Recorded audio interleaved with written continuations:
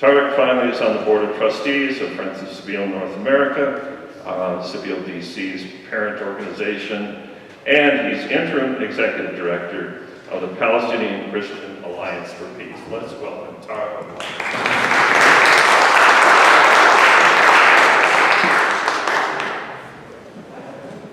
Thanks, all.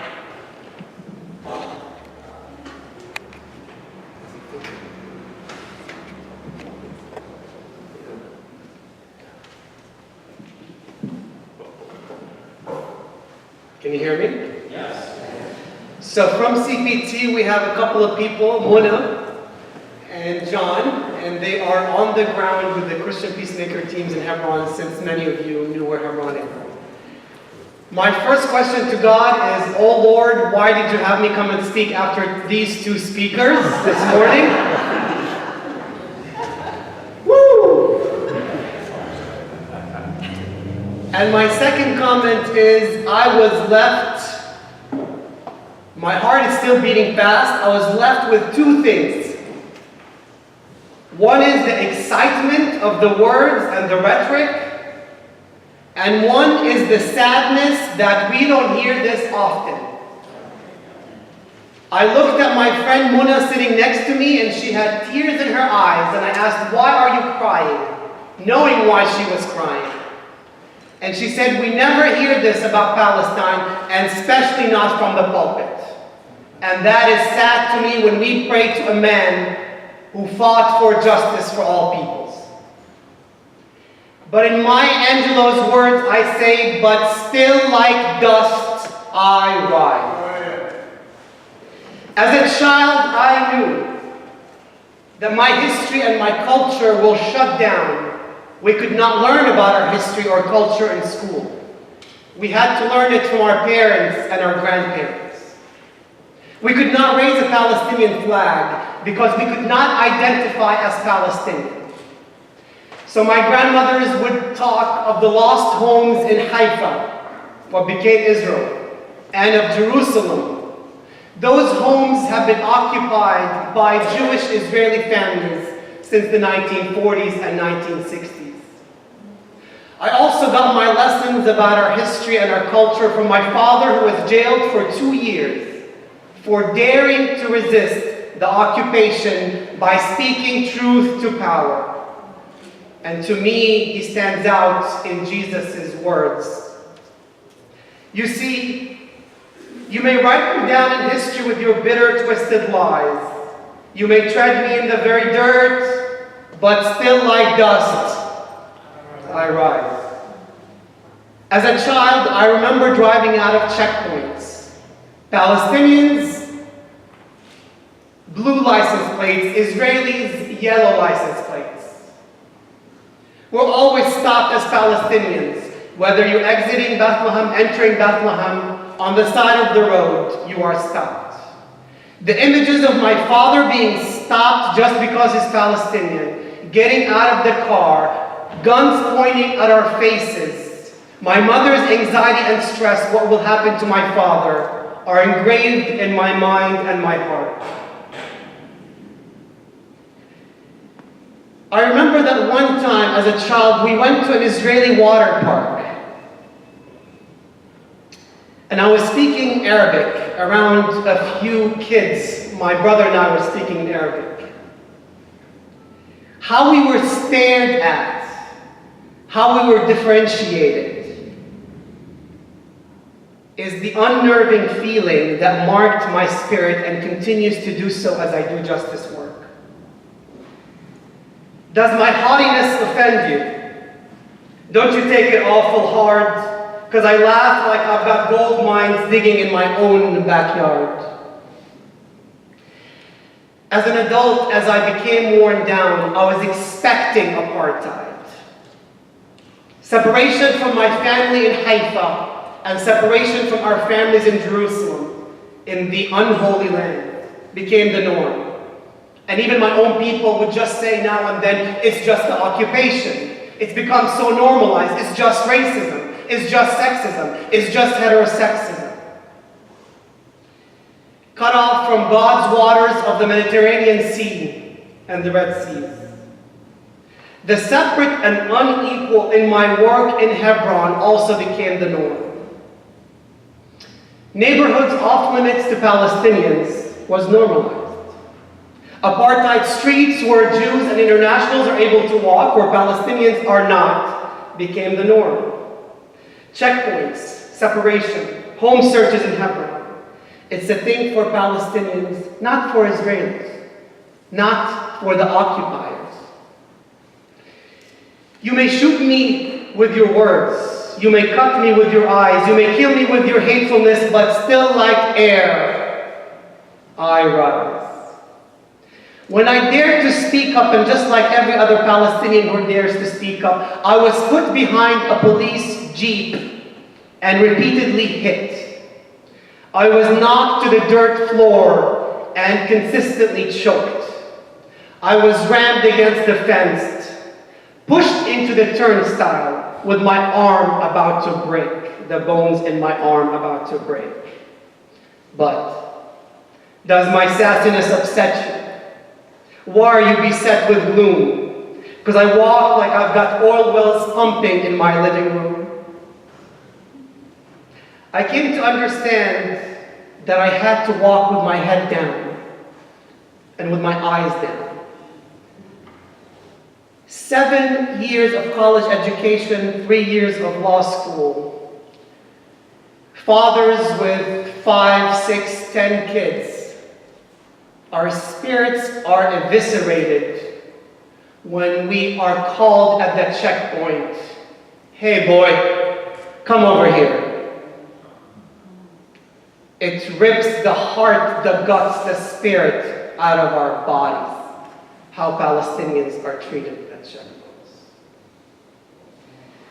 The children of Hebron cross checkpoints to go to school on a daily basis. They're taunted by settlers, and they finally learned their place, the other in the society. Did you want to see me broken? Bowed head and lowered eyes, shoulders falling down like teardrops, weakened by my soulful cries? How do the children resist? They're fighting in how they know how, some violently, some non-violently. Unfortunately, I've seen many souls and eyes slowly gazing down to the ground and closing over time. I try to tell them, just like moons and like suns with the certainty of tides, just like hopes springing high, still I rise.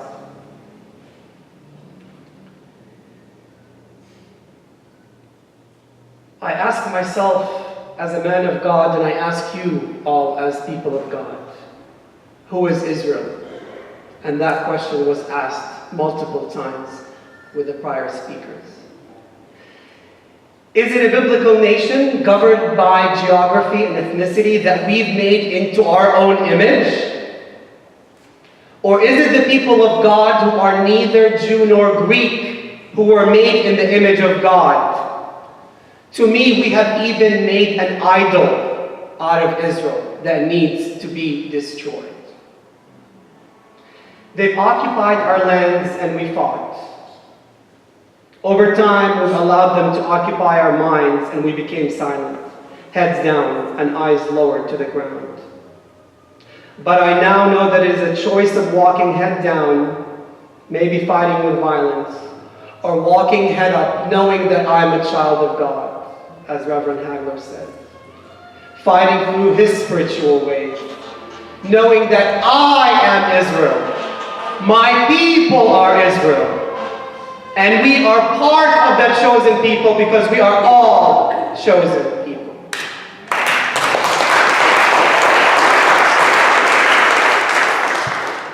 Out of the huts of history's shame I rise. Up from a past that's rooted in pain I rise.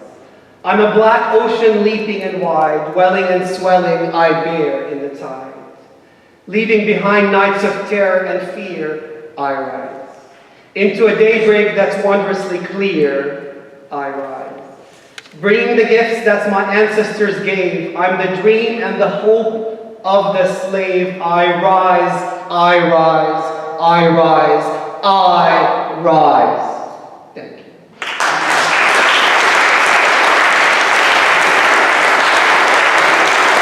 Let's welcome Dr. Abdul. A multitasker is very welcome.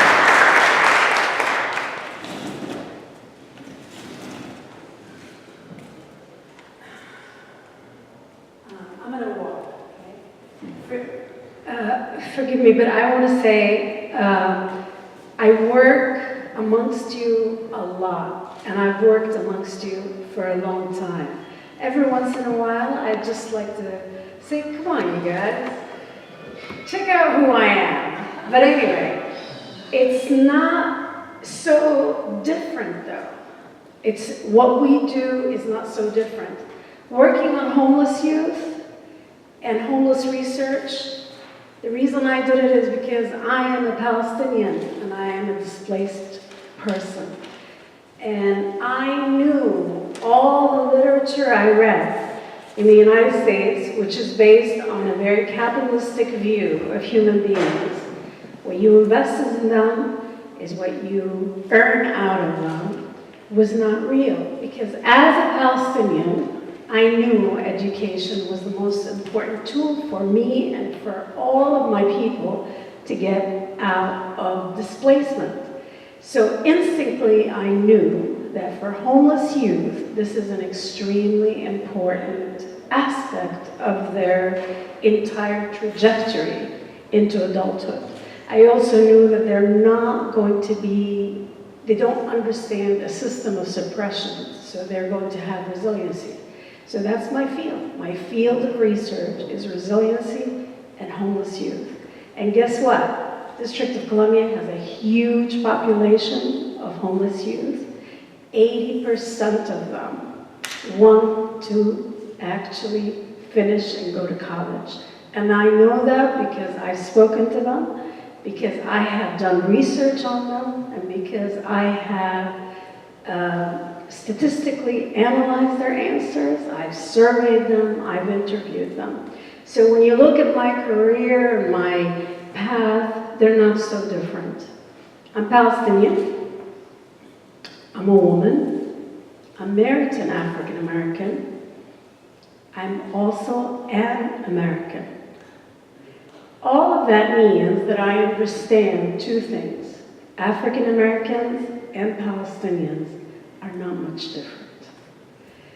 So when you walk around the neighborhoods, I'll go back to my own research in homeless youth. You go around and you have a middle-aged woman from my neighborhood, Chevy Chase, DC. She sees a homeless young kid. She walks away from him. But then you see an African-American woman who looks at a homeless youth kid, and she is endearing to him. She talks to him. She speaks to him. She addresses him. She looks at him as a human being. Well, that happens in Palestine too. When you see a Palestinian kid by an Israeli, Israel moves away from them. They're nothing but trouble. But when a Palestinian looks at a kid, they see nothing but potential.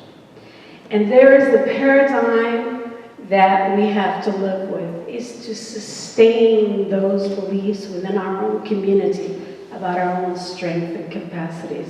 Because if we don't believe in ourselves, no one is going to believe in us. And to understand the connection between human beings, and that what you see in the end is not actually the conditions of human beings, but a condition made by a whole entire system. The system of occupation in Palestine, imposed by those young Israelis who are 17-year-old, that is a system that victimizes both peoples. It victimizes the Palestinian, but it also victimizes the Israeli kid. I was there in 2006, 2008. I worked as a UN consultant for very briefly, maybe about 4 months. And it was quite an experience because leaving Palestine into the Israeli, like in Tel Aviv, it was no different. You could sense the feeling of oppression. You could sense the tension. You could sense hate permeates around you. Okay, now you're in West Jerusalem. Now you're in Tel Aviv. Now you're in Haifa. But it's still the same. It's just like Ramallah.